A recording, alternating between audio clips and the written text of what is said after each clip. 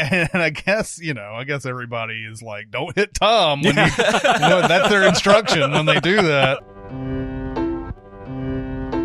Welcome to Sincast, presented by Cinemasins.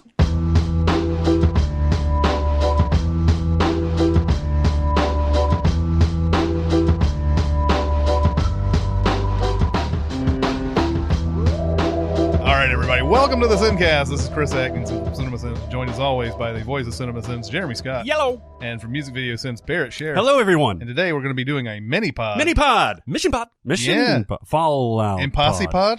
Impossipod. Impossipod. Mm-hmm. That could double as like a new brand name for... Anyway. Yeah, it could. You're right. Of Mission Impossible Fallout. Yeah. The Fallout. And as then, the Canadians say, Fallout. The Fallout. Yeah. What a shitty movie. I'm just kidding. Yeah.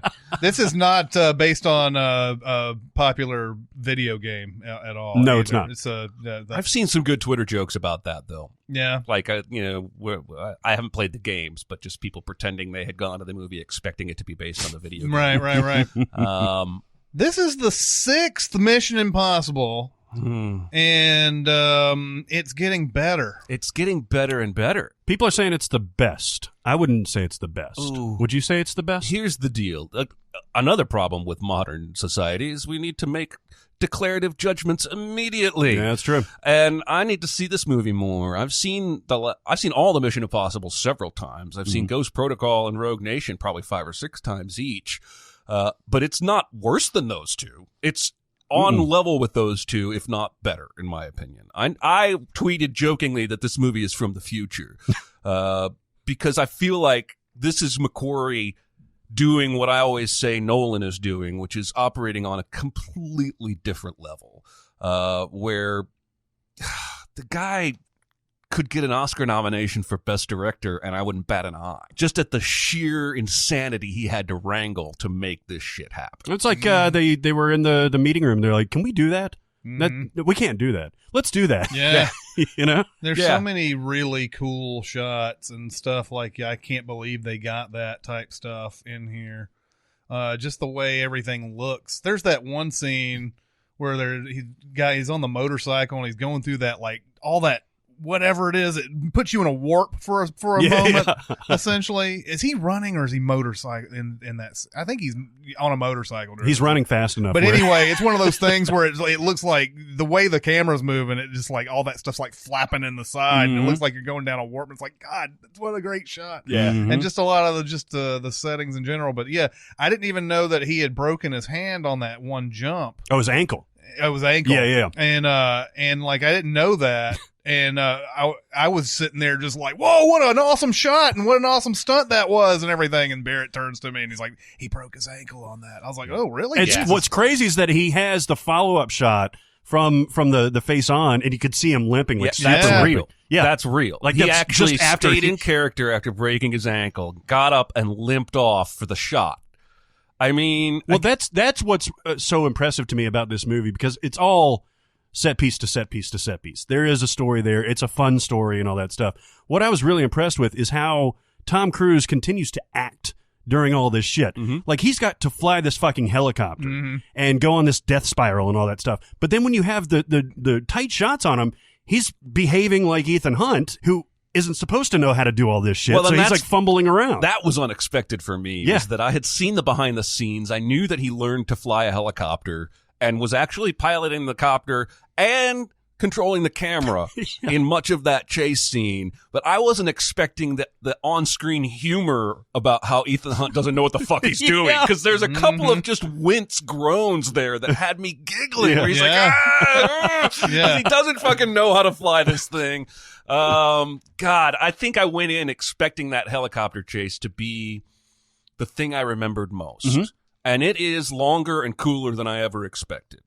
Especially that section when they're both trapped in the crevice and falling randomly and sporadically, and the choppers are both, oh God. But I ended up coming away thinking about that skydive more than anything, just because I'm quite certain there's more than one shot in there. Oh my God. But the way they sequenced it, it feels like one shot, Mm-hmm. and it's long, Yeah. and there's action and drama within the skydive itself, but I felt like I was in a dream. Dude, I think this is a shot. If it's cut up, then bravo, but I think it's one shot. Yeah. I don't think he like fooled around with that at all. It does. I kept looking, and just the fact that the camera is coming out with him. Yeah. That's something I don't think I've ever seen. Now maybe I have, and it wasn't. I don't as think cool. so, because I've read a lot about this shot or this sequence, and the guy that was doing the filming, and you can see there's pictures of him with this crazy headdress. What a crazy bastard! He's crazy because he's got to do everything that Cruise is doing, but backwards. Yeah. and McQuarrie said he was pulling focus by feel. Yeah, exactly. Yeah, because he can't. There's nothing to. He doesn't to view. have any kind of monitor or any way to know. And of course, at least Cruise jumped out of this plane 100 times. Yeah. And it was because they're trying to get this shot in 3 minutes of sunset light that is very unique and specific. And so you have to believe the cameraman jumped out probably close to 100 times with Tom. And maybe they were just trying to get the perfect take. But that is the most memorable sequence to me. And that's what I want to see again immediately. Oh, yeah. Is that skydive scene. But every action set piece in this rocks. Yes. The bathroom fight scene has big hairy balls. Yeah. Mm-hmm. And the motorcycle chase through Paris, Oh yeah. where she's following him, but he's also trying to run away from the cops, is, again, a normal movie. An A+ normal movie would do half of what this scene does. He's driving against the grain in actual like Arc de Triomphe traffic or whatever the fuck that is. Yep. And I guess everybody is like, don't hit Tom when that's their instruction when they do that. But still, it's still impressive and everything. There's another shot that I want to talk about in spoilers, because there's yet another like amazing camera trick that happens in this thing too, that I was like, I just like audibly gasped. Yeah.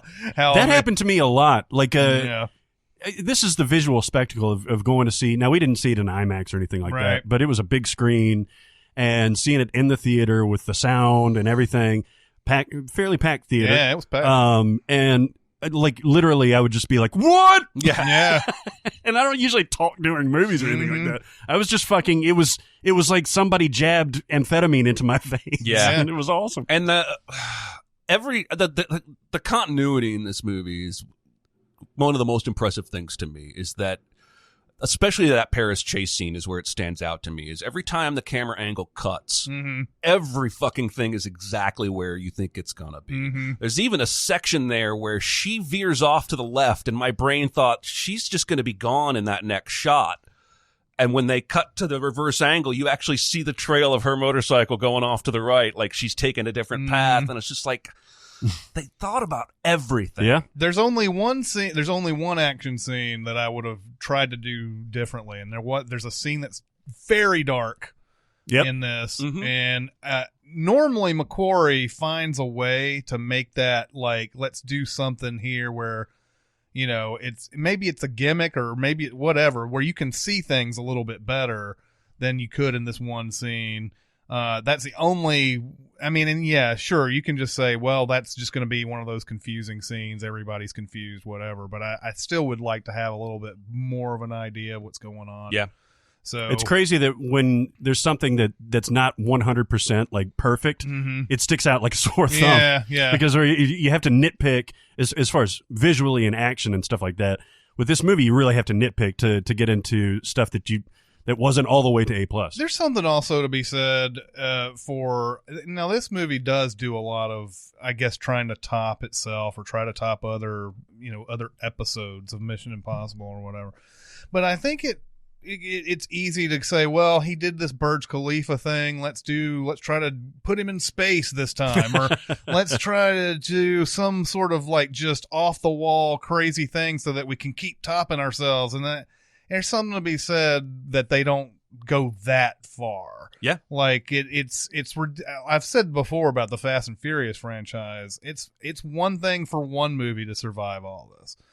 But for like 6 or 7 movies, I don't believe it anymore. And in Mission Impossible, like if they had just kept on putting on like more and more like outrageously difficult and deadly stunts for him to keep doing and topping Burj Khalifa and all that, then you'd start getting into the Fast and Furious territory. Mm-hmm. What is it about? Like Henry Cavill shines really bright in this movie for me. Like he's charming as hell, but he's brutal. Like he feels more brutal than Superman has ever felt. Yeah, because he's physically imposing, and I think it's kind of interesting, clever, and ridiculous how they shoot Cruise and Cavill in the same shot and try to mitigate the size disparity. Right. There's always some sort of angle and everything. But he's just so big. And, you know, when he's in a superhero movie, everybody's big. Yeah. And so he really becomes this brute force, especially in that bathroom I also scene. think there's something about the way McQuarrie stages and shoots that sequence and the fight scenes in general that adds to that brutal kind of feeling that maybe Superman movies aren't trying to go for. But I came out of this movie feeling like he's a badass, and I just haven't really seen that from him yet. I haven't seen him be... I mean, the only things I've seen him in, I guess... Have you seen him in anything besides Man of Steel and stuff like that? He was in The Man from U.N.C.L.E., wasn't he? Yeah, I didn't see that. I didn't see that. Well, and he's a kid in Count of Monte Cristo. Yeah, so like I've never seen him be anything other than Superman, and Superman in that universe is terrible. Like he's just dour. Yeah.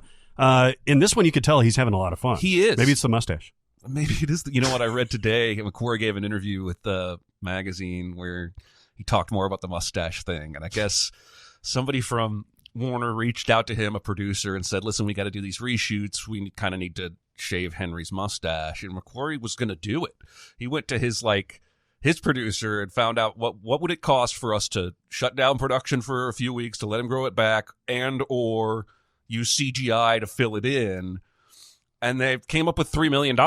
So Warner was going to pay $3 million. And McQuarrie was going to shut down Mission Impossible Fallout and shave Cavill's mustache. And somebody from Paramount caught wind and went, no, we're not doing any of that. Because I guess Paramount just fucking hates Warner. Yeah. And so I think it's hysterical how petty that all was ultimately, that they were going to make it happen. Yeah. And I'm glad that he's able to get it on the record that it wasn't like Mission Impossible, like the franchise or he or Cruise put their foot down. And it could be, though, also, didn't this movie go through a lot of delays anyway? With his injury, yes, yeah, with Cruise's. That was like 5 months, wasn't it? It was a long time. And you had women who were pregnant on this. Rebecca Ferguson was pregnant with a kid in this. I forgot all about that.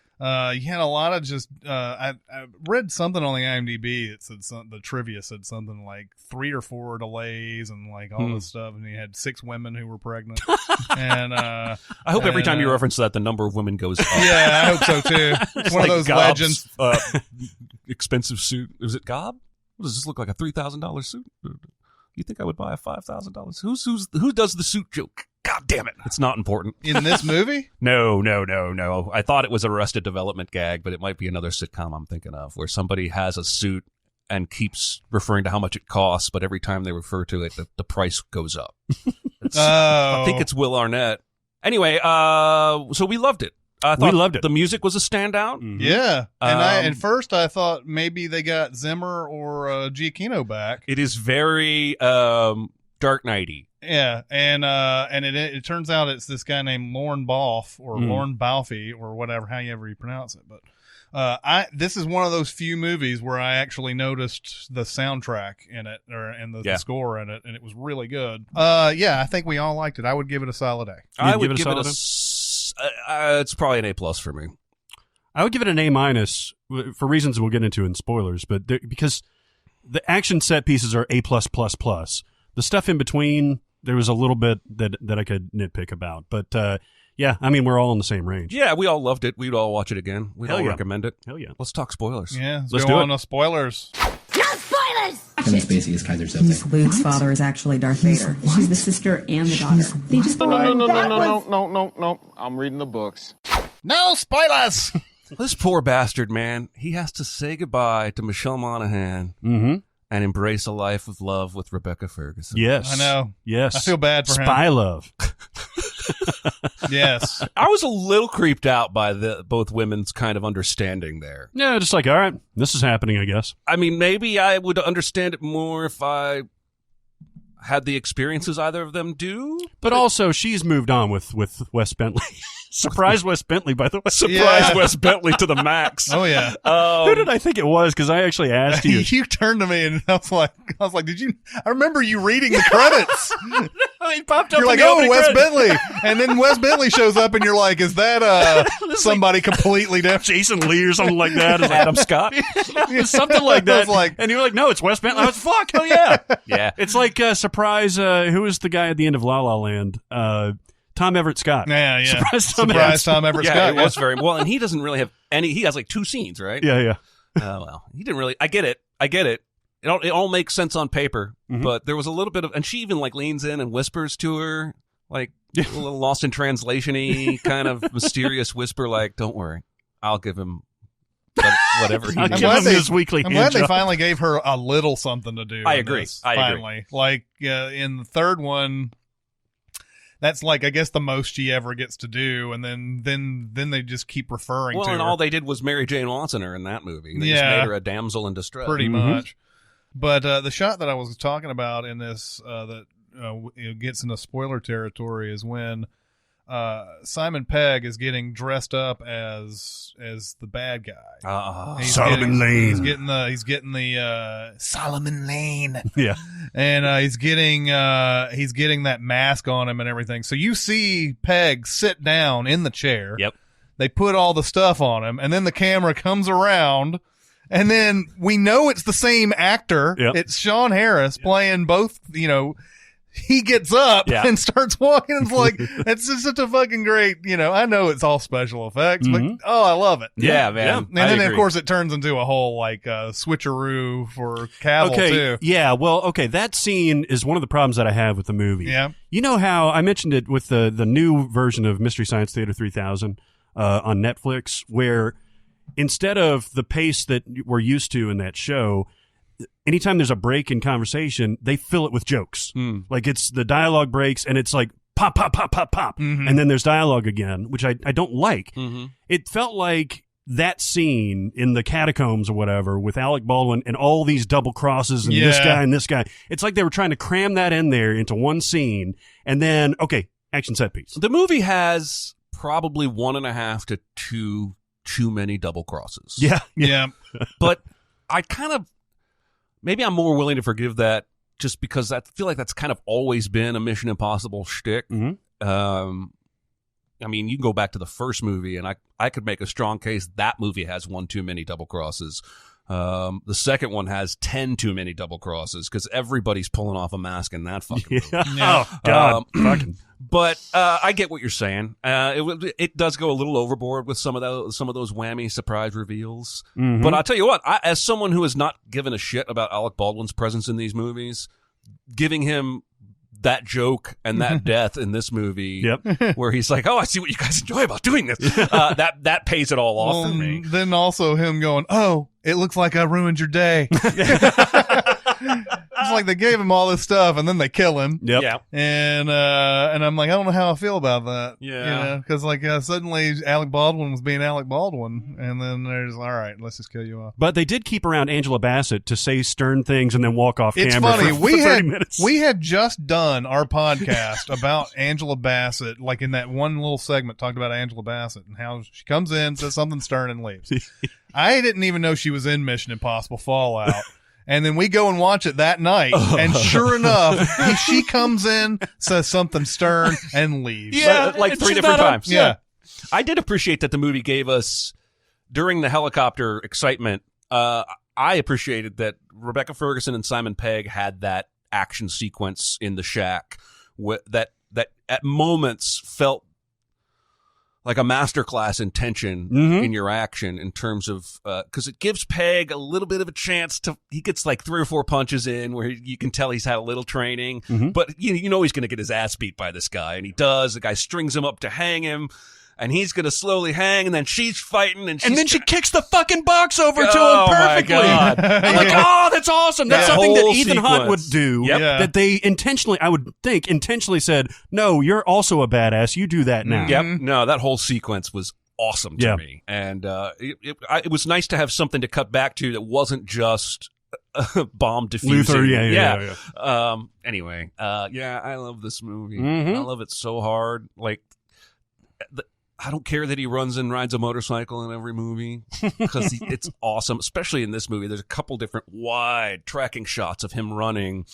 And the humor in that sequence where twice Simon Pegg has to adjust his digital map. It's not in 3D. He's got it facing the wrong direction, and then it's not in 3D. But then when he says, I'm jumping out a window, it cuts to like 7 or 8 office workers. Yeah.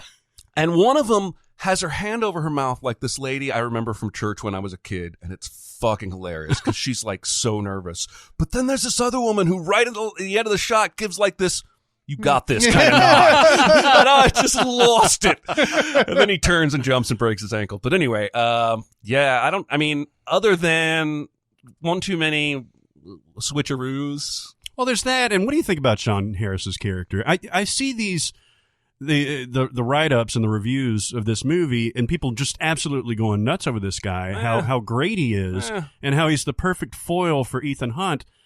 I mean, I kind of wish we had a little bit more of his character. Like, I don't remember in the last one him being tremendous in any way. He gets more to do, strangely enough, even though he's like spends most of the time being a captive. in this. But like, he gets more to do in this one. But in the last one, he just felt like, British bad guy number one. Yeah. And then they bring him back. This is the first time there was like really any continuity between bad guys and all that. And first time they've used the same director in the in the series and all that. But he's just, that's the problem with a lot of movies these days. It seems like is that everything is built up to the surprise. So like we don't see much of him during Rogue Nation. Then they have this big like reveal at the end how they catch him and everything, and then they put him in this next one, and you're like, well, yeah, I remember him. That's basically, he wants to destroy the world. He's evil. Yeah, I did like that the MacGuffin wasn't like a God's eye. Yeah, that it was just straight up old plutonium, right? And they use enough of it to show some devastation. There's actual reason to believe somebody's going to murder millions of people with the rest of it. That's enough for me, because you know what? Plutonium's scary. It is. Still a lot of it out there in the world in the hands of mad people. That's right. So I like that they didn't try and come up with some other digitized, satellite missile deployment. The rabbit's foot. James Bondian. The rabbit's foot, the God's eye, all of that stuff. Yeah. It was just good old-fashioned plutonium. Good old-fashioned I actually read good old-fashioned. I read that, again, I've been reading a lot about this movie, but they asked McQuarrie about Jeremy Renner. And apparently that opening scene in this movie would have had Jeremy Renner, and he would have died. So not just Ethan loses the plutonium to save his team, but he loses the plutonium and Brandt dies. And they called up Jeremy Renner, and he's like, yeah, no thanks. And McQuarrie was like, he probably made the right choice. I mean, I never disliked the Jeremy Renner character in this. I mean, I understand that they were grooming him. It's pretty clear to me that they were trying to get him to be the next guy if Cruise didn't, if he wasn't superhuman. Yeah, exactly. Well, and I don't think they knew how much Cruise doing the Burj Khalifa stunts was going to propel his status. So I think at the time they really were planning for Brandt to take over. And then they went, oh, wait, no, Cruise can probably keep doing this. Yeah, exactly. And better than anybody else. And they keep saying this stuff, too. Like, this one came out, and they said, well, we'll make another one if this one does good. Like, at this point, you're printing money. Yeah, churn it out. Yeah, so. No shit. So I guess there was a little bit of controversy about because the first article I read said that it made $61 million opening weekend, and that was like as good or better than any Mission Impossible movie. Mm-hmm. But then the next article I read was about how MoviePass had crumpled over the weekend and people couldn't buy tickets to Mission Impossible, and that had somehow hurt its box office. Do you know where it stands right now? No, I just keep hearing that they're just basically hemorrhaging money at this point. Movie Pass? Yeah. Oh, that's yeah. all I hear. They are, and their parent company's stock is tanking like crazy. Yeah, It's going to be over. I haven't heard anything else about it. Well, But you were asking about the box office. Yeah, I was asking about the box office. But every time I hear stuff like that, I don't think that the impact is that much. It's kind of like, I mean, there's all sorts of silly things. Remember in Entourage was that whole episode where they do the Aquaman with him opens or whatever, and they want to have that big opening weekend and everything, but then there's the rolling blackouts, and so at first they're like, oh, they're not gonna beat Spider-Man. They have this weird rivalry with Tobey Maguire all the way through it, and then by the end of it, Jeremy Piven comes in and he's like, the rolling blackouts just messed up the reporting of the numbers, and we beat Spidey? You beat Spider-Man. Yeah. Fuck you, Spidey. That's when he's doing his Almost Famous thing. He's up on the roof and all that stuff. Oh, yeah. Yeah. But so this says 61 million opening weekend, and to date 77 million domestic, 116 million foreign. So a total of 193 so far. First week. Now, they probably spent about 193 making this. It says 178 was the production budget and then marketing on top of that. So. Yeah, because I mean, but you can see every dollar on screen. Mm-hmm. Like maybe he may be the most economical user of millions as a director that I've ever seen, because I feel like you could give 178 million to 10 directors and they might come up with one of the set pieces in this movie. Oh yeah, and he gave us like 4 or 5 that like were jaw dropping. Mm-hmm. Yeah. I think part of the reason that this did well is how much of the behind the scenes stuff Macquarie and Cruise are talking about and sharing. Like they'll give you, I mean, part of the promotion was that the background behind that helicopter stunt, which is weird because I didn't even know anything about this halo jump that they did from 25,000 feet. But apparently that's the big set piece that they were working on so much. And the fact that they're willing to talk about like exactly what kind of camera they had to use, the visor that Cruise used that had to be invented because the regular one doesn't show your face on these big jumps.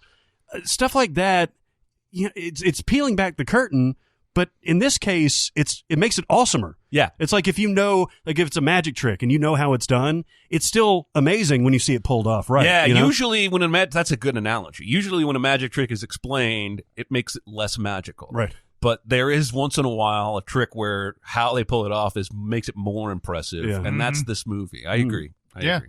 Yeah, everybody is going to see it because they saw these are, viral videos, what we used to call viral videos back in the day. It went viral. Yeah. Although it is interesting that big money shot in the trailer of Cruise's helicopter crashing into a truck is nowhere even close to any of the scenes in this movie. Yeah. And he's reveling in that. Christopher McQuarrie is like, because somebody on Twitter was like, you lied to me. And he came back and was like, you're damn right I did. Well, all I saw was he said they cut it because there was too much action in that moment, and it would be excessive and hurt the story to throw it in there.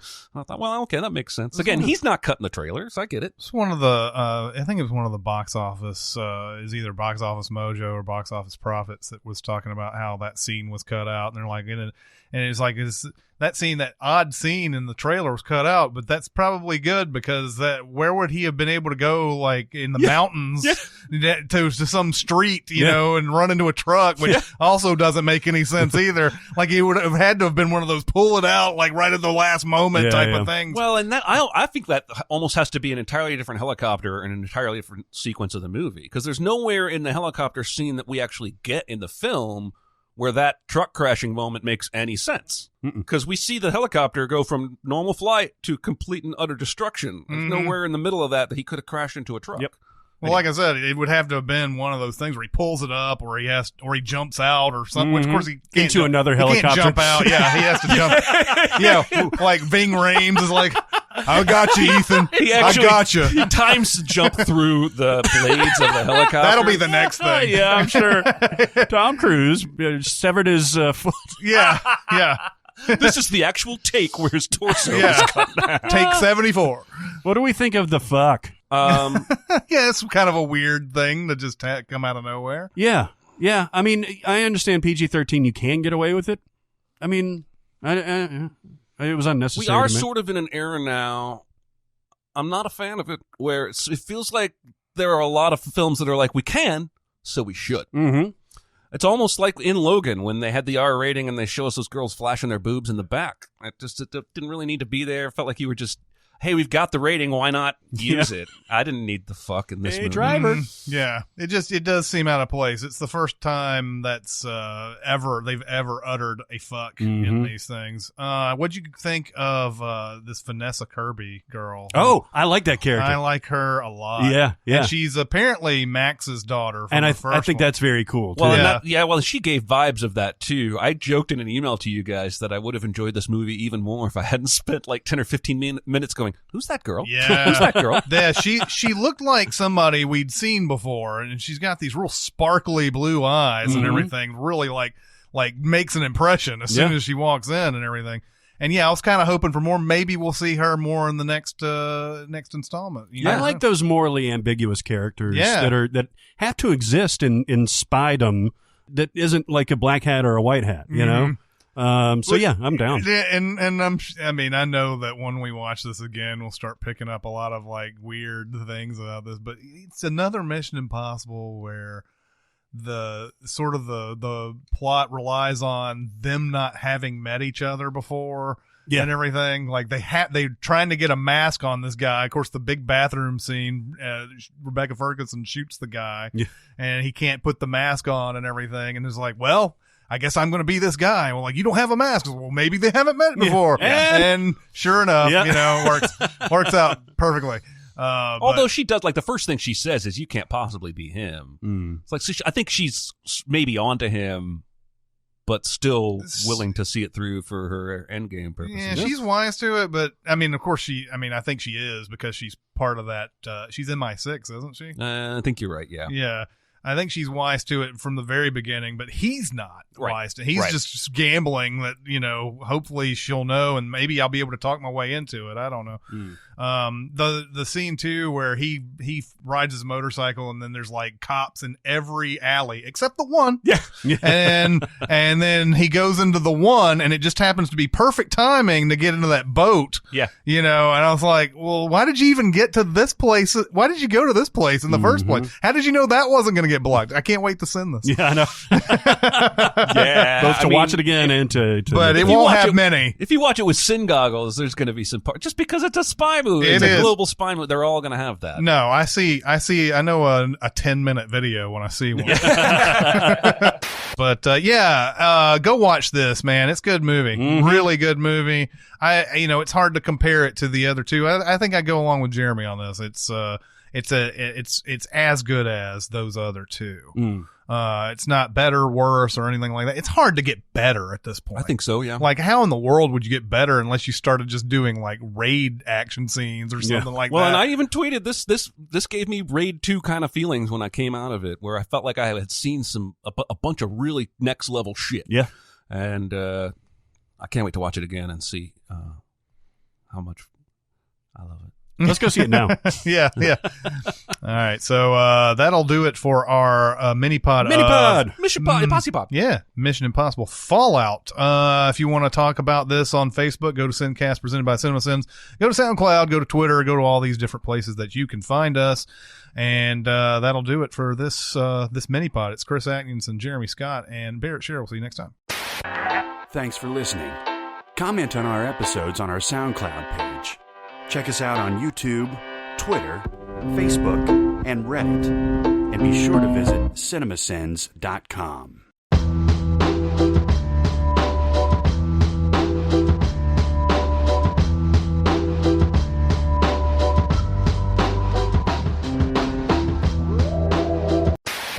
We look good. Fallout.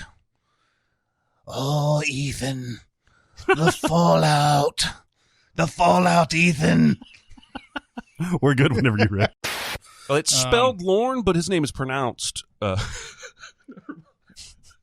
was going to say Killian. Oh, okay. I agree. It's an interesting thought, but that's the fact that you can do that is kind of part of the problem. Exactly. No, it's the entire concept of what your vote means, and I can't. Well, and this is just where we are. Again, I don't want to be heavy, but we vote against things now. We're not voting for anything. Yeah. So That's a trolly thing to do. I'm going into the election to be a troll.